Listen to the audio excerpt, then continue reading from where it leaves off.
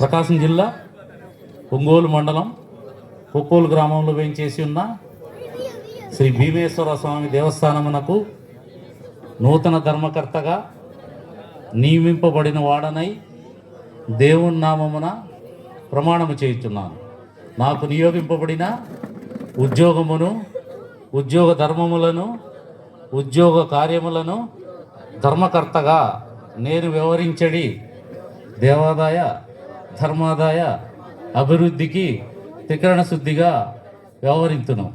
నా ధర్మమును యుక్తముగాను విశ్వాసముతోనూ నిస్వార్థముతోనూ నా శక్తి కొలది న్యాయమునకు వివేకముతో నిర్వహింతును. నేను నిర్వహించడి ఉద్యోగ కార్యములందు అనురాగ ద్వేషములకు నిగ్రహానుకూలములకు ఏమాత్రము తావీయనని ప్రమాణం చేయుచున్నాడు.